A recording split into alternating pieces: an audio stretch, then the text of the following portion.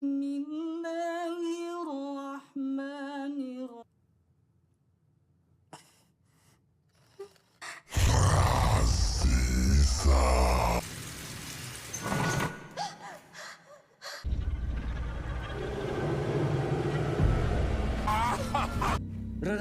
para jin setan priprayangan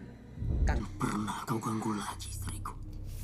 ជួយរសួរសួស្តីប្រិមត្តទាំងអស់គ្នាវិលត្រឡប់ជួបគ្នាសាជាថ្មីម្ដងទៀតជាមួយនឹងសាច់រឿងថ្មីស្រឡាំងតែម្ដងរបស់ប្រទេសឥណ្ឌូនេស៊ីដែលមានចំណងជើងថាគ្រូដោះអំពើព្រាយដែលជាសាច់រឿងបែបភ័យរន្ធត់នឹងងាន់កំបាំងយាមពីលោកអាចារ្យបណ្ដេញព្រាយវ័យក្មេងត្រូវមានភារកិច្ចជួយសង្គ្រោះកម្មករនៅក្នុងរោងចក្រមួយដែលត្រូវបានគេប្រាល្បិចយកពួកគេទៅបូជាឲ្យពពួកព្រាយស្នែងក្របីដើម្បីឲ្យមុខរបររបស់ពួកគេកាន់តែរកស៊ីមានបានហើយចង់ដឹងសាច់រឿងល្បិតនឹងចំណត់បញ្ហាទៅជាយ៉ាងណាតទៅតាមដានការសម្រាយរបស់ខ្ញុំទាំងអស់គ្នាចាប់ផ្ដើមសាច់រឿងដំបូងរូបភាពក៏បង្ហាញអំពីស្ត្រីម្នាក់កំពុងតែគេងនៅក្នុងបន្ទប់របស់នាងរួចក៏ចាប់ផ្ដើមភ្ញាក់ដឹងខ្លួននិងបង្ហាញអាការៈដូចជាភ័យខ្លាចខ្លាំងណាស់ព្រមនោះក៏ស្រាប់តែមានអមនុស្សដែលជាព្រាយបិសាចនៅក្នុងសាសនាងងឹតកំពុងតែបង្ហាញខ្លួនឲ្យនាងបានឃើញនិងហៅឈ្មោះរបស់នាងថាអាសានិងកំពុងតែប្រើពាក្យសម្ដីពង្វក់ឲ្យនាងបន្ទន់ចិត្តឈប់ជឿទៅលើព្រះនិងចូលខ្លួនជាសាវករបស់គេពេលនោះនាងក៏ព្យាយាមរើបំរាស់ខ្លួនចេញពីការសង្កត់របស់ព្រាយនោះរួចក៏ព្យាយាមរត់ទៅបើកទ្វារដើម្បីចេញទៅខាងក្រៅតែមិនអាចបើកទ្វារបាននោះទេតែស្របពេលនោះក៏មានការវាយប្រហារធ្វើឲ្យធ្លុះទ្វារធ្វើឲ្យនាងមើលឃើញទៅខាងក្រៅឃើញថាកូនរបស់នាងនិងប្តីរបស់នាងដែលមានឈ្មោះថាពូរ៉ាត់ដែលជាលោកអាចារ្យវ័យក្មេងកំពុងតែព្យាយាមជួយកូនប្រុសរបស់គាត់ពីការចូលសន្តិដ្ឋរបស់ពពួកព្រាយអាមនុស្សភ្លាមនោះកូនប្រុសរបស់គាត់ក៏ស្រាប់តែហោះសំកាំងខ្លួនឡើងទៅខាងលើពេលនោះអាសាក៏ព្យាយាមបួងសួងទៅដល់ព្រះដើម្បីឲ្យជួយកូនប្រុសរបស់នាងតែភ្លាមនោះពពួកព្រាយអាមនុស្សក៏បានបង្ហាញខ្លួននៅក្បែរនាងតែម្ដងទៀតនិងប្រាប់នាងថាបើសិនជានាងនៅតែបន្តឲ្យព្រះជួយកូនប្រុសរបស់នាងគេប្រកាសជាបាត់បង់ជីវិតតែបើនាងឲ្យខ្ញុំជួយខ្ញុំនឹងទុកជីវិតឲ្យកូនប្រុសរបស់នាងពេលនោះដោយសារតែការបារម្ភពីកូនប្រុសពេកក៏សម្រេចចិត្តយល់ព្រមជាមួយនឹងពពួកព្រាយអាមនុស្សនោះតែចុងក្រោយកូនប្រុសរបស់នាងក៏ត្រូវពពួកព្រាយអាមនុស្សនោះបញ្ចប់ជីវិតដដែលហើយពូរ៉ាត់ក៏ខូចចិត្តខ្លាំងណាស់ដែលគាត់ជាលោកអាចារ្យជួយមនុស្សចេញពីការសន្តិដ្ឋរបស់ព្រាយរាប់មិនអស់តែក៏មិនអាចជួយកូនប្រុសរបស់ខ្លួនឯងបន្ទាប់ពីព្រឹត្តិការណ៍កូនប្រុសរបស់ពូរ៉ាត់បាត់បង់ជីវិតខាងផ្លូវច្បាប់ក៏ចោទប្រកាន់គាត់ថាគឺជាអ្នកបញ្ចប់ជីវិតកូនប្រុសរបស់ខ្លួនឯងក៏ចាប់គាត់ទៅដាក់គុកហើយប្រពន្ធរបស់គាត់គឺអាស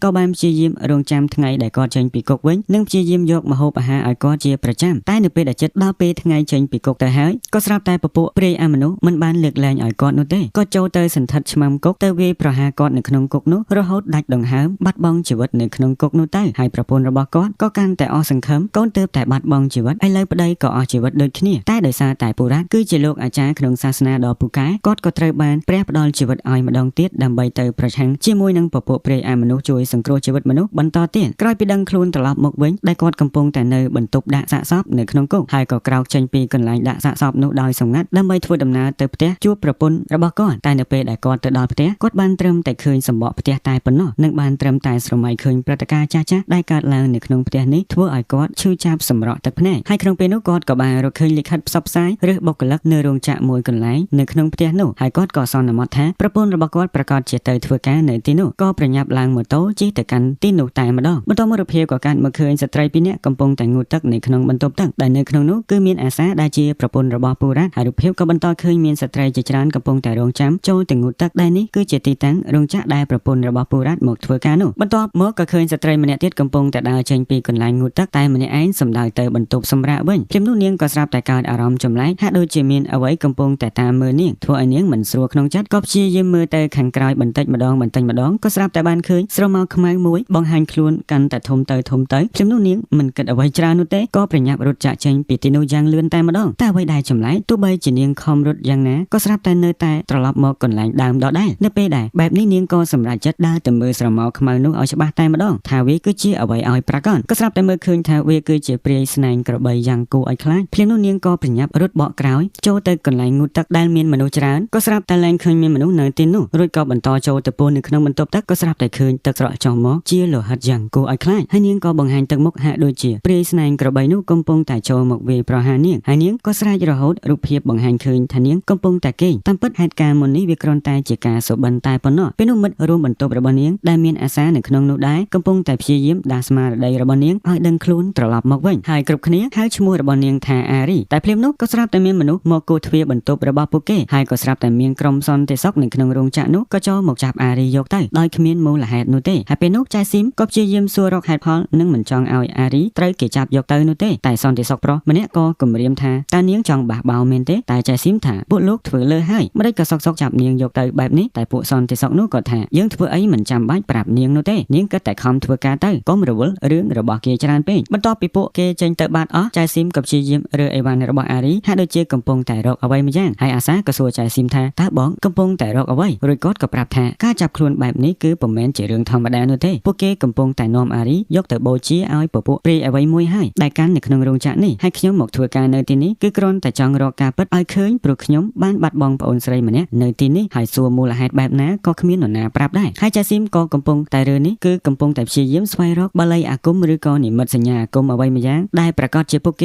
េធ្វើដាក់ទៅលើអារីទើបធ្វើឲ្យនាងសុបិនអាក្រក់មុននេះហើយក៏ចាប់យកនាងទៅចំណែកអារីក៏ត្រូវពួកសន្តិសុខចាប់យកទៅដាក់នៅក្នុងរោងចក្ររួចក៏បិទទ្វារនិងបានឃើញបរិសម្នាក់ឈរនៅខាងក្នុងនោះដែលគេដឹងថាជាប្រធានរោងចក្រហើយបានបន្តិចក៏បានបាត់ចេញពីទីនោះទៅបន្តមករូបភាពក៏កាត់មកឃើញបរិសអាចកំបាំងម្នាក់កំពុងតែធ្វើពិធីមន្តអាគមនៅនឹងមុខអាសនៈព្រាយស្នែងក្របីចំណែកអារីកំពុងតែដើរនៅក្នុងរោងចក្រនោះតែម្នាក់ឯងស្រែកហៅរកមនុស្សឲ្យជួយហើយម៉ាស៊ីននៅក្នុងរោងចក្រនោះក៏ដំណើរការដោយខ្លួនឯងយ៉ាងចម្លែកបានបន្តិចភ្លើងនៅក្នុងរោងចក្រនោះក៏ស្រាប់តែដាច់ហើយនាងក៏ស្រាប់តែបាត់បង់ស្មារតីក្រោយពីព្រាយស្នែងក្របីកំពុងតែបង្ហាញខ្លួននៅនឹងមុខនាងតែម្ដងចំណែកបរិសអាចកំបាំងនោះកំពុងតែបន្តធ្វើពិធីមន្តអាគមរបស់ខ្លួននិងឃើញប្រធានរោងចក្រកំពុងតែនៅទីនោះដូចគ្នាចំណែកអារីក៏ត្រូវព្រាយស្នែងក្របីនោះគ្រប់គ្រងនាងបញ្ជាឲ្យនាងបញ្ចប់ជីវិតខ្លួនឯងដោយដាក់ខ្លួនចូលក្នុងម៉ាស៊ីនក្នុងរោងចក្រនោះរហូតបាត់បង់ជីវិតនៅទីនោះទៅបន្តមករូបភាពក៏កាត់មកពូរ៉ាត់ដែលជាប្តីរបស់អាសាហើយគាត់ក៏ជាលោកអាចារ្យផងដែរកំពុងតែជិះម៉ូតូមកដល់តំបន់ដែលប្រពន្ធរបស់គាត់ធ្វើការតែគ្រាន់តែមកដល់ភ្លាមគាត់ក៏ស្រាប់តែបានប្រទះឃើញពួកសន្តិសុខប៉ុន្មានអ្នកកំពុងតែព្រួតគ្នាធ្វើបាបបរិសម្នាក់ហើយគាត់ក៏ចូលទៅជួយបរិសនោះចេញពីការបំពេញរបស់ពួកគ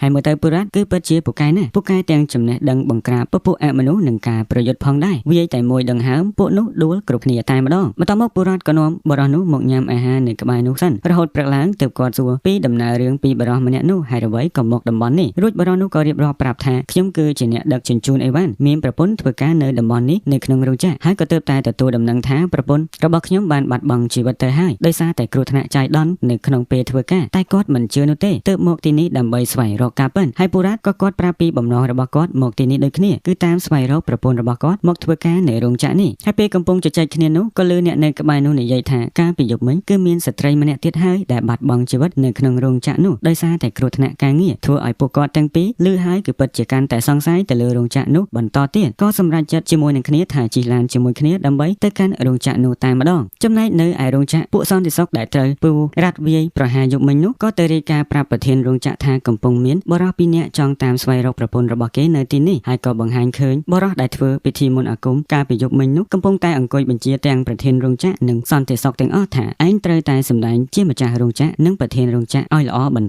ទៀតក៏ដូចជាសន្តិសុខក៏ត្រូវលាក់ការសម្ងាត់ឲ្យបានល្អដែរដោយតាមពិតមើលទៅបរិសអាចកំបាំងជាអ្នកធ្វើពិធីមន្តអាគមខ្មៅជាមួយនឹងព្រាយនោះគឺជាម្ចាស់រោងចក្រពិតប្រាកដនិងគ្រាន់តែឲ្យបរិសនោះសម្ដែងធ្វើជាម្ចាស់រោងចក្រជំនួសគាត់ដើម្បីបំវែងដានមនុស្សជុំវិញខ្លួនតែប៉ុណ្ណោះចំណែកពូរ៉ាត់និងសម្លាញ់ថ្មីរបស់គាត់នោះកំពុងតែបើកឡានសម្ដៅទៅកាន់រោងចក្រនោះតែកំពុងនៅតាមផ្លូវនោះពូរ៉ាត់ក៏ស្រាប់តែសម្គាល់ឃើញមិត្តថ្មីរបស់គាត់ហាក់ដូចជាចម្លែកនិងកំពុងប្រើប្រាស់បារីជាច្រើនទោះជាគាត់ហាមយ៉ាងណាក៏មិនស្ដាប់សោះនៅពេលដែលព្យាយាមមើលឲ្យច្បាស់ទៅបរិសនោះគឺកំពុងតែត្រូវពពួកអមនុស្សសន្ធិដ្ឋទៅហើយគាត់ក៏ព្យាយាមសូត្របាលីបណ្ដេញព្រាយនោះចេញពីក្នុងខ្លួនមិត្តថ្មីរបស់គាត់តាមពិតបារីដែលគាត់បានប្រើប្រាស់មុននេះគឺត្រូវបានគេដាក់មន្តអាគមនៅក្នុងនោះមានបំណងចង់ឲ្យមិត្តថ្មីរបស់គាត់ត្រូវពពួកព្រាយនោះសន្ធិដ្ឋហើយនៅពេលដែលគាត់ព្យាយាមសូត្របាលីបណ្ដេញព្រាយនោះចេញពីខ្លួនមិត្តថ្មីរបស់គាត់តែមិនទាន់នោះទេក៏ត្រូវឡាននោះត្រូវបើកទៅដល់រណ្ដៅដីដែលគេជីកធ្លាក់ចុះរណ្ដៅដីនៅក្នុងតំបន់ការដ្ឋាននោះធ្វើឲ្យពួកគេធ្លាក់ចុះចូលទៅក្នុងនោះជួបគ្រោះថ្នាក់បាត់ទៅហើយពេលនោះពូរ៉ាត់ក៏ព្យាយាមវាចេញមកខាងក្រៅវិញហើយក៏ចាប់ផ្ដើមសួរទៅកាន់ពពួកអមនុស្សនោះថាតើនរណាជាអ្នកបញ្ជាឯងមកហើយវាក៏ឆ្លើយថាពួកគេគឺជ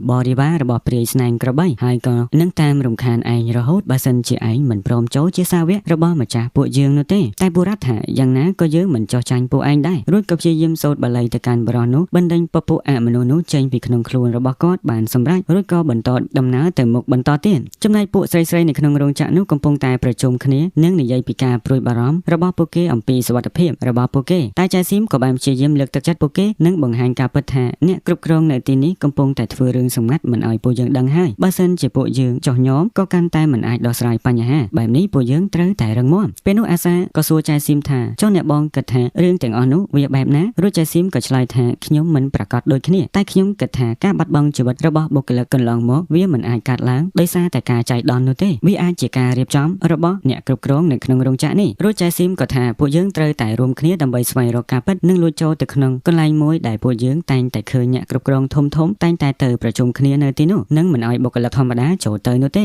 រួចរូបភាពក៏ស្រាប់តែបង្ហាញឃើញចែស៊ីមនិងអាសាកំពុងតែនាំគ្នាលួចចូលទៅក្នុងតំបន់នោះពិតមែនហើយពូរ៉ាត់និងមិត្តថ្មីរបស់គាត់ក៏កំពុងតែមកដល់រោងចក្រនោះដូចគ្នាហើយមិត្តថ្មីរបស់គាត់ក៏ដើរតួបញ្ឆោតពួកគេកុំឲ្យចាប់អារម្មណ៍ផ្ដល់ឱកាសឲ្យពូរ៉ាត់តោងពីក្រោមឡានដើម្បីចូលទៅខាងក្នុងចំណែកស្ត្រីពីរនាក់របស់យើងដែលក្លាហាននេះកំពុងតែព្យាយាមចូលទៅដល់ខាងក្នុងនោះបានសម្រេចរហូតចូលទៅដល់ឃើញពួកក្រុមមនុស្សថ្នាក់ដឹកនាំទាំងអស់នោះកំពុងតែក្រាបថ្វាយបង្គំនៅនឹងមុខបុរសអាតកំបាំងនោះនិងធ្វើពិធីទទួលពរពីពពួកព្រាយស្នែងក្របីនោះដើម្បីសម្រេចបំណងពួកគេឲ្យកាន់តែរកស៊ីមានបាននៅក្នុងមុខរបរធំរបស់ពួកគេហើយការតបស្នងទៅកាន់ពពួកអមនុស្សព្រាយស្នែងក្របីនោះគឺជាការបូជាបុគ្គលិកនៅទីនេះដូចជាការធ្វើរបស់ពួកគេកាលពីពេលកន្លងមកអញ្ចឹងតែភ្លាមនោះបរិសអាតកំបាំងនោះក៏ស្រាប់តែចាប់អារម្មណ៍ឃើញចៃស៊ីមនិងអាសាកំពុងលបមើលពួកគេក៏ប្រើកូនចៅឲ្យទៅតាមចាប់ពួកគេមកតែពេលកំពុងរត់នោះអាសាក៏ស្រាប់តែក្រេកឈឺជើងមិនអាចបន្តដំណើរទៅមុខបន្តទៀតនោះទេហើយចៃស៊ីមក៏ព្យាយាមគ្រានាងចាក់ចេញពីទីនោះតែអាសាថាបើធ្វើបែបនេះពួកយើងនឹងត្រូវគេចាប់ខ្លួនទាំងពីរនាក់ហើយដូចនេះអ្នកបងទៅមុនចុះដំបងគាត់មិនចង់ទៅនោះទេតែអាសាក៏នៅតែថាបងទៅចុះយកដំណឹងនេះទៅប្រាប់អ្នកគ្រប់គ្នាដើម្បីឲ្យចាក់ចេញពីទីនេះឬបំរើពីពួកទាំងអស់នោះទើបគាត់ក៏សម្រេចចិត្តរត់ចាក់ចេញទៅបានបន្តិចពួកក្រុមកូនចៅរបស់បរិសអាតកំបាំងក៏តាមមកចាប់អាសាបានតែស្របពេលដែលពូរ៉ាត់ប្តីរបស់អាសាក៏មកដល់ខាងក្នុងនោះដូចគ្នាក៏ព្យាយាមការពារប្រពន្ធ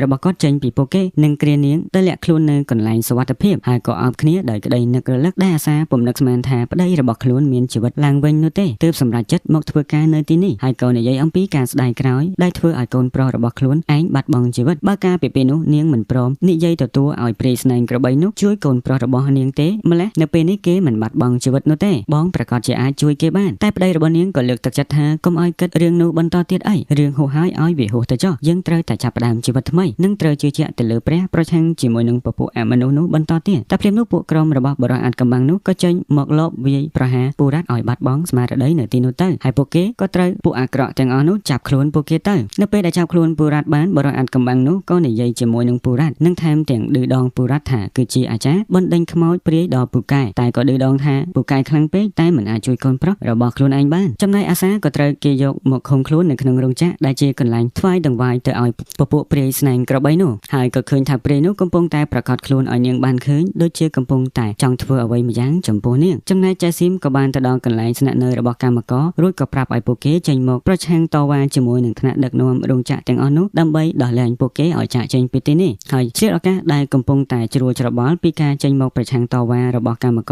រពូរ៉ាត់ក៏អាចរំដោះខ្លួនចេញទៅតាមរកប្រពន្ធរបស់គាត់ចំណែកប្រពន្ធរបស់គាត់កំពុងតែត្រូវព្រាយស្នែងក្របីកំពុងតែសន្ធិដ្ឋនឹងបញ្ជាឲ្យនាងបូជាជីវិតជាដង្វាយដោយកម្មករមុនអញ្ចឹងតែពេលនោះពូរ៉ាត់ក៏មកដល់និងព្យាយាមសូត្របាលីដើម្បីបញ្ឈប់មន្តអាគមនោះឲ្យប្រពន្ធរបស់គាត់ដឹងខ្លួនត្រឡប់មកវិញកិច្ចផុតពីគ្រោះថ្នាក់មួយនោះចំណែកពួកកម្មករក៏ត្រូវពួកសន្តិសុខចេញមកបង្ក្រាបពួកគេហើយបរិសអាតកំបាំងក៏កំពុងតែប្រើប្រាស់មន្តអាគមខ្មៅដើម្បីឲ្យពពួកព្រាយជាបរិវារចូលទៅសន្ធិដ្ឋកម្មករទាំងអស់ដើម្បីចេញទៅវាយប្រហារពូរ៉ាត់តែពូរ៉ាត់ក៏ព្យាយាមប្រើប្រាស់បាលីរបស់គាត់ដើម្បីតតាំងជាមួយនឹងពពួកព្រាយដែលចូលសន្ធិដ្ឋទៅក្នុងខ្លួនកម្មករទាំងអស់នោះបណ្ដេញពពួកព្រាយចេញពីពួកគេបានយ៉ាងងាយស្រួលតែម្ដងហើយក៏ចូលទៅបញ្ចប់ពិធីរបស់បរិសអាតកំបាំងជាមួយនឹងព្រាយស្នែងក្របីនោះមិនឲ្យបន្តធ្វើបានបន្តទៀតនោះទេហើយបរិសអាតកំបាំងនោះក៏ត្រូវប្រតិកម្មជាមួយនឹងបាលីក្នុងពិធីមន្តអាគមខ្មៅរបស់ខ្លួនឯងបាត់បង់ជីវិតទៅបន្ទាប់ពីបញ្ចប់ផែនការអាក្រក់របស់ពួកគេនិងជួយកម្មករឲ្យចាកចេញពីទីនោះដោយសុវត្ថិភាពពីអ្នកប្តីប្រពន្ធរបស់គេក៏ជិះត្រឡប់ទៅផ្ទះវិញដើម្បីប្រើប្រាស់ជីវិតប្តីប្រពន្ធរបស់ពួកគេបន្តទៀតនៅពេលដែលទៅដល់ផ្ទះចាប់ផ្ដើមប្រើប្រាស់ជីវិតរស់នៅធម្មតាវិញតែនៅពេលមួយអាសាក៏រៀបចំថ្វាយបង្គំនៅពេលយប់ពេលនោះគ្រាន់តែនាងចាប់ផ្ដើមសូត្រព្រះធម៌របស់ព្រះនាងក៏ស្រាប់តែប្រតិកម្មចម្លែកហាក់ដូចជាកំពុងតែមានពពួកអមនុស្សកំពុងតែសង្ងំនៅក្នុងខ្លួនរបស់នាងអញ្ចឹងទៅពេលដែលនាងថ្វាយបង្គំសូត្រព្រះធម៌ក៏ស្រាប់តែប្រែទៅជាបែបនេះពេលនោះនាងក៏លែងអាចគ្រប់គ្រងខ្លួនឯងបានត្រូវបិសាចគ្រប់គ្រងហើយពូរ៉ាត់ក៏ឮសំឡេងចម្លែកចេញពីបន្ទប់ប្រពន្ធរបស់គាត់ក៏រត់ទៅមើលក៏ស្រាប់តែឃើញប្រពន្ធរបស់គាត់ត្រូវព្រាយស្នែងក្របីនោះគ្រប់គ្រងបាត់ទៅហើយនិងកំពុងតែចាប់ផ្ដើមប្រែរូបរាងទៅជាភ្នែកពណ៌ក្រហមនិងមុខយ៉ាងគួរឲ្យខ្លាចហើយក៏និយាយទាំងសំឡេងចម្លែកថាសួស្ដីលោកអាចារ្យគ្រូបណ្ដេញព្រាយបិសាចចាំមើលពេលនេះលោកនឹងបណ្ដេញខ្ញុំចេញពីរាងកាយប្រពន្ធរបស់លោកបានសម្រេចឬក៏អត់ឬក៏ត្រូវចាញ់ខ្ញុំបាត់បង់ជីវិតប្រពន្ធម្នាក់ទៀតដោយការពីលោកបាត់បង់កូនប្រុសនោះនៅពេលនោះអារម្មណ៍របស់ពូរ៉ាត់គឺពិតជាច្របូកច្របល់និងភ័យខ្លាចខ្លាំងណាស់ខ្លាចថាគាត់មិនអាចជួយប្រពន្ធរបស់គាត់បានដោយការពីកូនប្រុសរបស់គាត់ហើយព្រាយស្នែងក្របីនោះក៏ចាប់ផ្ដើមនិយាយចរចាជាមួយនឹងគាត់ថាលោកនៅអាចមានឱកាស ឲ្យប្រពន្ធរបស់លោកអាចរួចផុតពីគ្រោះថ្នាក់នេះបានតែលោកគឺត្រូវតែបោះបង់គំនិតប្រឆាំងជាមួយនឹងខ្ញុំនិងព្រមចូលជាសាវករបស់ខ្ញុំ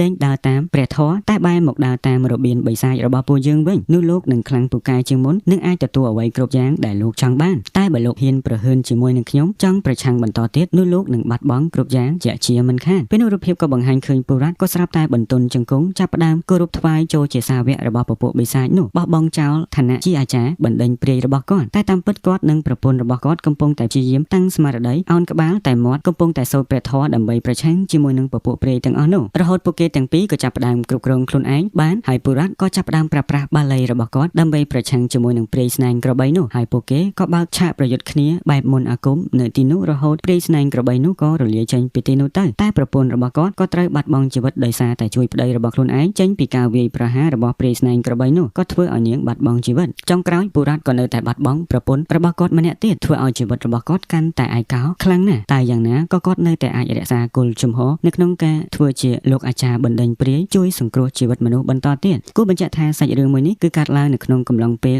មុនពុរៈទៅភូមិកំណើតរបស់គាត់ដែលបានហាត់រៀនព្រះធម៌ជាអាចារ្យនោះបែបនេះបានន័យថាសាច់រឿងនៅវគ្គ1គឺកើតឡើងបន្ទាប់ពីសាច់រឿងវគ្គ2នោះទេដែលនេះគ្រាន់តែជាបំណងរបស់ផលិតករគាត់ផលិតវគ្គ1មុននឹងវគ្គ2ហើយសាច់រឿងរបស់យើងក៏ត្រូវបានបញ្ចប់ត្រឹមនេះក៏សូមអរគុណប្រិយមិត្តទាំងអស់គ្នាដែលតាមដានសាច់រឿងមួយនេះតាំងពីដើមរហូតដល់ចប់ជាចុងក្រោយសូមជូនពរប្រិយមិត្តទាំងអស់គ្នាសុខភាពល្អសំណាងល្អជួបគ្នានៅវីដេអូក្រោយជម្រាបលា